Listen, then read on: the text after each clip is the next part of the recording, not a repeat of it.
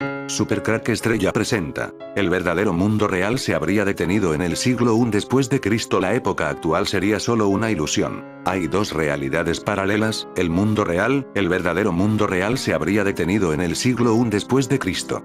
Y la época actual sería solo una ilusión manejada por un ente superior llamado Satanás. Cuando se detuvo el mundo en el siglo I después de Cristo, se creó dos líneas de tiempo, una que funciona el tiempo hacia atrás y otra línea de tiempo que funciona hacia adelante, dividiendo al mundo en dos realidades paralelas. Esas dos realidades están entrelazadas y unidas, somos nosotros mismos en un mundo espejo, las dos realidades avanzan y tienen sus propios problemas y su propia tecnologías, en unos puntos determinados nuestras dos realidades contrapuestas se cruzan y descubrimos cómo las pirámides más antiguas y más viejas son las mejores hechas. Esos mundos de nuestro pasado no serían más que vestigios de esa otra realidad paralela que funciona con otra línea de tiempo distinto a la nuestra, pero que en momentos determinados las encontramos en nuestra realidad paralela. Un ejemplo de esto sería los atlantes o los hiperbóreos.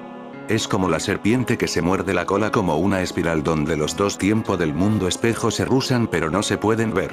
Los viajeros del tiempo con sus máquinas del tiempo son los únicos que pueden comunicarse entre estos dos mundos paralelos. Algo así encontramos en la serie, cuyas entregas se publicaron desde 1965 hasta 1982, narraba los sucesos del distante planeta Electron.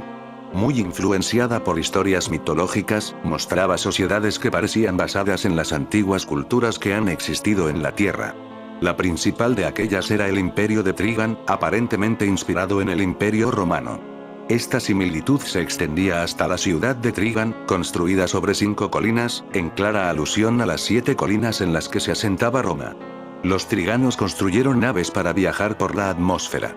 Estas naves son como las espaciales, pero estaban limitadas a la atmósfera de Electron. El atuendo de los triganos era semejante al de los romanos, con prendas de vestir como togas, o, en el caso de los soldados, armaduras. Algo parecido ocurría con Ericón, el rival en poder de Trigan, cuyo aspecto se basaba en el Imperio bizantino y en el Imperio persa. La serie presentaba asimismo una extraña mezcla de baja y alta tecnología. Los triganos empezaron como una tribu nómada llamada Borg, sin tecnología, gobernada por 3 hermanos: Trigo, Brag y Clud.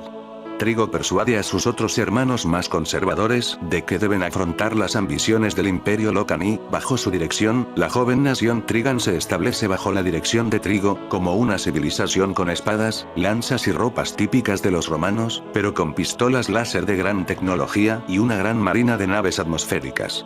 En un relato posterior, llegaron a construir un cohete con el que volara una de las lunas de Electron. Otras civilizaciones de Electron también comparten esta mezcla de tecnologías. ¿Soñaba Philip K. Dick con realidades paralelas? El escritor estadounidense Philip K. Dick elevó el género de la ciencia ficción gracias a un extenso catálogo de obras en el que plantea dudas metafísicas de intenso calado. Él decía que hay dos realidades paralelas: el mundo real, el verdadero mundo real se habría detenido en el siglo I después de Cristo.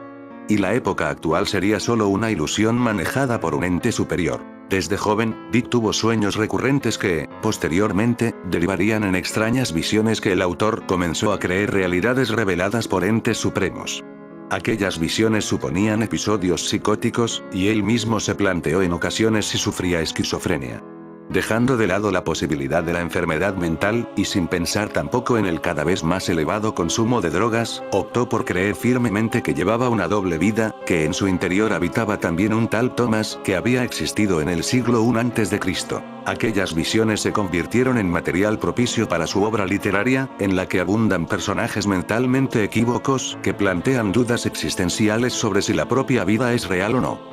Con dichos planteamientos, logró que sus novelas fuesen aclamadas por la crítica y, en 1963, ganó el premio Hugo por su novela El hombre en el castillo.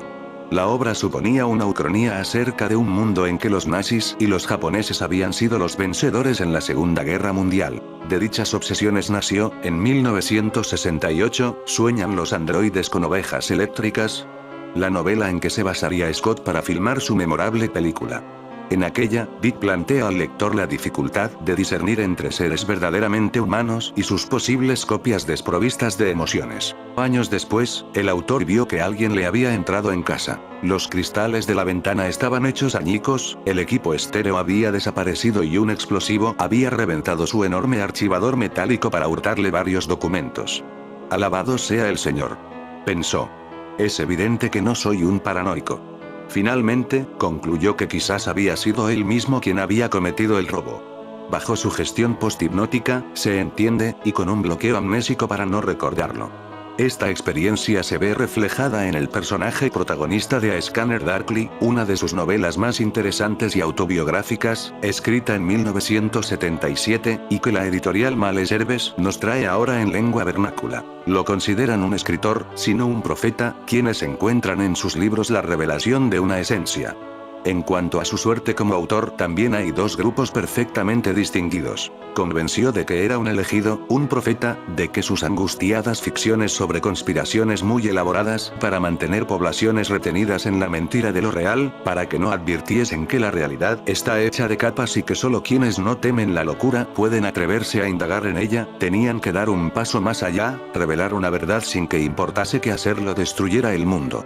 Se volvió un autor religioso, ayudado por más episodios místicos, supo que su hijo se moriría si no se le operaba de una hernia a pesar de que los exámenes médicos aseguraban que no había ninguna hernia. Pagó una fortuna por conseguir exámenes más estrictos y minuciosos y en efecto, la hernia estaba allí. Estados alterados de conciencia, paranoia, uso de drogas, una realidad que no es tal, gobiernos y empresas todopoderosos escondidos en la sombra y que determinan los destinos de unos personajes que no saben que están siendo dirigidos. Dick escribía sobre unos temas que, lejos de nacer de una febril imaginación, surgían de su propia experiencia. Cuando contaba 13 años de edad, comenzó a tener un sueño recurrente. Se encontraba en una biblioteca buscando el número de una revista pulp que contenía el relato El Imperio nunca cayó. Sobre esa misma frase girarían dos de sus obras más controvertidas, complicadas y personales, Valis y Exégesis, volumen este último de más de 8000 páginas que comprende una suerte de diarios que comenzaría a escribir a partir de lo que él denominaba 3 de febrero de 1974, esto es, 3 de febrero de 1974. En febrero de 1974, Philip K. Dick fue sometido a una sencilla cirugía dental para extraerle una muela del juicio rota. Llegado a casa el dolor le resultó tan insoportable que llamó a una de las farmacias de la zona para que le acercasen unos analgésicos. La empleada encargada de hacerlo llevaba colgado de su cuello un hipchis, símbolo en forma de pez usado por los primeros cristianos como símbolo secreto de su adhesión a la, en aquel momento, emergente religión. Algo estalló en la cabeza de Dick. A partir de aquel día comenzó a sufrir una serie de alucinaciones que él consideró del todo reales. Vivía una doble vida. En una era Philip K. Dick, escritor de ciencia ficción. En la otra se llamaba Tomás y era perseguido por los romanos al ser uno de los primeros cristianos. Efectivamente el imperio no había caído. Mucho se ha escrito y mucho se escribirá sobre Philip K. Dick. Sobre lo que había en esa prodigiosa cabeza y sobre lo que había de verdad en sus aseveraciones sobre la propia realidad. Es lógico pensar que era víctima de alguna enfermedad mental y él llegó a considerar la posibilidad de sufrir esquizofrenia. Pero hay hechos que llegan a poner en duda que todo lo que de su mente salió fuese fruto de una dolencia. Afirmaba que las visiones posteriores a 3 de febrero de 1974 habían sido provocadas por un Vast Active Living Intelligence, Valis o Sebainvi, sistema de vasta inteligencia viva. Puedo incluso decirles lo que despertó mis recuerdos. A finales de febrero de 1974, me administraron pentotal sódico antes de extraerme una muela del juicio cariada. Más tarde, aquel mismo día, una vez vuelto a mi casa pero aún profundamente bajo la influencia del medicamento, me vinieron los recuerdos en un relámpago tan breve como preciso. En un instante abracé toda la visión, y casi tan aprisa ya la había rechazado, pero no sin darme cuenta de que lo que había desterrado de mis recuerdos profundos era auténtico. Entonces, a mediados de marzo, el cuerpo entero, intacto, de mi memoria comenzó a regresar. Son ustedes libres de creerme o no, pero les doy mi palabra de que no bromeo. Esto es serio, y muy importante. Estoy seguro de que aceptarán ustedes al menos que es incluso sorprendente el que pueda proclamarles tal experiencia. La gente pretende a menudo recordar vidas anteriores. Yo creo más bien recordar un presente muy diferente. No conozco a nadie que haya efectuado una declaración así antes que yo, pero tengo la sospecha de que mi experiencia no es única. Lo que quizás sea único sea el hecho de que yo quiera hablar de ella. Dick comenzó los diarios tras sus experiencias visionarias en febrero y marzo de 1974, a las que denominó 2 de marzo de 1974.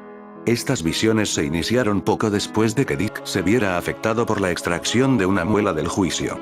Cuando una repartidora de la farmacia trajo su medicación para el dolor, se dio cuenta del collar Ichthys que llevaba y le preguntó qué quería decir. Ella respondió que se trataba de un símbolo utilizado por los primeros cristianos, y en ese momento comenzaron las experiencias religiosas de Dick. En ese instante, mientras miraba fijamente el signo centelleante del pez y escuchaba sus palabras, de repente experimenté lo que después supe se llamaba anamnesis, una palabra griega que significa literalmente pérdida del olvido. Me acordé de quién era y dónde estaba. En un instante, en un abrir y cerrar de ojos, todo tuvo sentido para mí. Y no solo pude recordarlo, sino que pude verlo. La chica era una secreta cristiana y yo también. Vivíamos con miedo de ser detectados por los romanos. Tuvimos que comunicarnos con signos crípticos. Ella me había dicho todo esto, y era verdad. Por un corto tiempo, tan duro como es esto de creer o explicar, vi desapareciendo a la vista los contornos negros, carcelarios de la odiosa Roma. Pero, mucho más importante, me acordé de Jesús, que había estado recientemente con nosotros, y se había ido fuera por un tiempo, y que regresaría muy pronto. Mi emoción fue una de alegría. Estábamos preparando en secreto su bienvenida. No pasaría mucho tiempo. Y los romanos no lo sabían. Pensaron que estaba muerto, muerto para siempre. Ese fue nuestro gran secreto, nuestro conocimiento alegre. A pesar de las apariencias, Cristo iba a regresar, y nuestra alegría y anticipación eran ilimitadas. En las semanas siguientes, Dick experimentó más visiones, incluyendo una presentación alucinatoria de patrones abstractos y una rica información de un haz de luz rosa. Del mismo modo, percibiría que la realidad cobraba vida en lo que respecta a la ordenación de los eventos que sucedían en ella, sincronizándose respecto al libro de actos de la Biblia y algunas de sus propias obras. En sí, esta manera de transmisión de mensajes sería, según el propio autor, muy similar a la que él propondría inadvertidamente en su novela Ubik. En la exégesis teorizó sobre los orígenes y el significado de estas experiencias, sin llegar a concluir nada definitivo. En ocasiones identificaría el origen de sus experiencias como Zebra, Dios o el sistema de vasta inteligencia viva, Shiva Invi. Desde 1974 hasta su muerte en 1982, Dick escribió la exégesis a mano en sesiones de escritura nocturna, a veces componiendo hasta 150 páginas en una sesión. En total, se compone de aproximadamente 8.000 páginas de notas, de las cuales ha sido publicado un volumen con 1 millar de páginas. Vivimos en lo divisible. Nos falta la unidad, volver al huevo y a Eros. Esa unidad, redonda unidad, huevo y origen. Hay dos realidades paralelas, el mundo real, el verdadero mundo real se habría detenido en el siglo I después de Cristo. Y la época actual sería solo una ilusión manejada por un ente superior llamado Satanás. Cuando se detuvo el mundo en el siglo I después de Cristo, se creó dos líneas de tiempo, una que funciona el tiempo hacia atrás y otra línea de tiempo que funciona hacia adelante, dividiendo al mundo en dos realidades paralelas. Esas dos realidades están entrelazadas y unidas, somos nosotros mismos en un mundo espejo, las dos realidades avanzan y tienen sus propios problemas y su propia tecnologías, en unos puntos determinados nuestras dos realidades, contrapuestas se cruzan y descubrimos cómo las pirámides más antiguas y más viejas son las mejores hechas, esos mundos de nuestro pasado no serían más que vestigios de esa otra realidad paralela que funciona con otra línea de tiempo distinto a la nuestra, pero que en momentos determinados las encontramos en nuestra realidad paralela. Un ejemplo de esto sería los atlantes o los hiperbóreos. Es como la serpiente que se muerde la cola, como una espiral donde los dos tiempos del mundo espejo se cruzan pero no se pueden ver.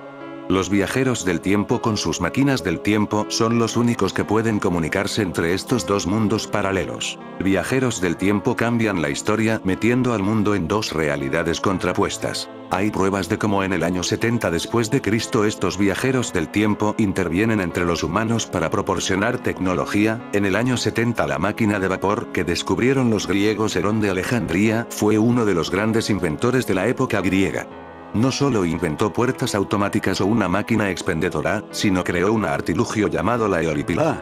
Básicamente descubrió la máquina de vapor 2000 años antes de su redescubrimiento en el siglo XIX. La ciencia está llena de héroes anónimos, pero rara vez nos centramos en los científicos de antaño. ¿Sabías que el aerogenerador de Herón es la primera máquina de vapor de la historia?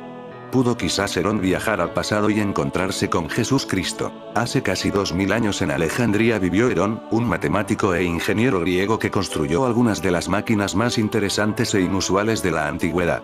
De hecho, Herón de Alejandría, el tatarabuelo de la ingeniería, es uno de los innovadores más inteligentes de todos los tiempos. Herón vivió entre el 10 y el 70 después de Cristo.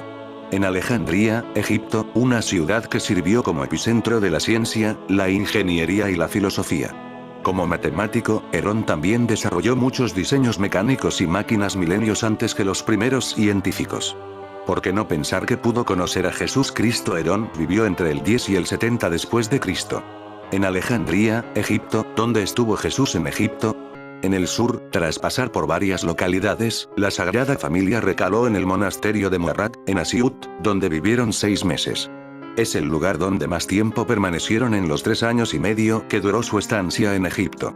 Su residencia fue una cueva en cuya roca se sentaba Jesús. 3 años y medio en Egipto. El ángel del Señor se apareció en sueños a José y le dijo: levántate, toma al niño y a su madre y huye a Egipto. Quédate allí hasta que yo te avise, porque Herodes va a buscar al niño para matarlo. Mt 2, 13, 14. José obedeció y aplicó el mandato, viajando por la mayor parte del territorio egipcio siempre con un único fin: salvaguardar a la madre y al niño. Lo consiguió.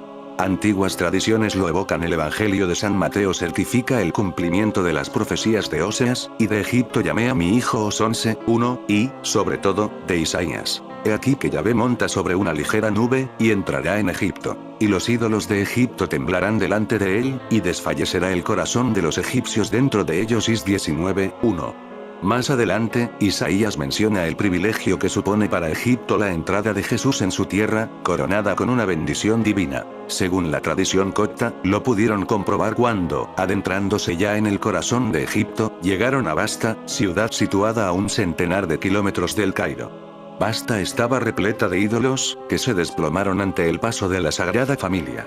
Este suceso acarreó como consecuencia que muchos de sus habitantes desataran su hostilidad hacia el niño Jesús, María y José, lo que obligó a estos a abandonar Basta, si bien a Jesús le dio tiempo a crear una fuente de agua.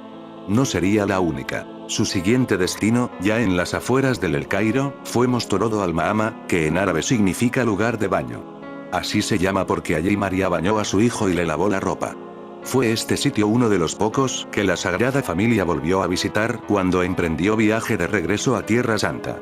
Entonces, Jesús hizo brotar agua de otra fuente que, a día de hoy, sigue existiendo. Sin embargo, el mayor testimonio cristiano de Mostorot es la iglesia de la Virgen María, en cuyo interior hay unos iconos notables así como una cueva. Hay 2 realidades paralelas: el mundo real, el verdadero mundo real se habría detenido en el siglo I después de Cristo. Y la época actual sería solo una ilusión manejada por un ente superior llamado Satanás. Vivimos en lo divisible. Nos falta la unidad, volver al huevo y a Eros. Esa unidad, redonda unidad, huevo y origen, el siglo IS, siglo I después de Cristo, o siglo IS, siglo I de la era común, comenzó el 1 de enero del año 1 y terminó el 31 de diciembre del año 100. Durante este siglo el Imperio Romano completó el dominio de Europa meridional y occidental, el norte de África, Asia Menor y el levante mediterráneo. Las reformas introducidas por Augusto durante su principado estabilizan finalmente el mundo romano tras la agitación política y militar que había caracterizado gran parte del siglo anterior, dando inicio al período de paz relativa conocido como Pax Romana. Cuando se detuvo el mundo en el siglo I después de Cristo, se creó 2 líneas de tiempo, una que funciona el tiempo hacia atrás y otra línea de tiempo que funciona hacia adelante, dividiendo al mundo en 2 realidades paralelas. Esas 2 realidades están entrelazadas y unidas, somos nosotros mismos en un mundo espejo. Las 2 realidades avanzan y tienen sus propios problemas y su propia tecnologías. En unos puntos determinados nuestras 2 realidades contrapuestas se cruzan y descubrimos como las pirámides más antiguas y más viejas viejas son las mejores hechas, esos mundos de nuestro pasado no serían más que vestigios de esa otra realidad paralela que funciona con otra línea de tiempo distinto a la nuestra, pero que en momentos determinados las encontramos en nuestra realidad paralela. Un ejemplo de esto sería los atlantes o los hiperbóreos. Es como la serpiente que se muerde la cola, como una espiral donde los dos tiempos del mundo espejo se rusan pero no se pueden ver. Los viajeros del tiempo con sus máquinas del tiempo son los únicos que pueden comunicarse entre estos dos mundos paralelos. En fin, amigos de Super Crack Estrella, si el video te gustó, pulgar arriba.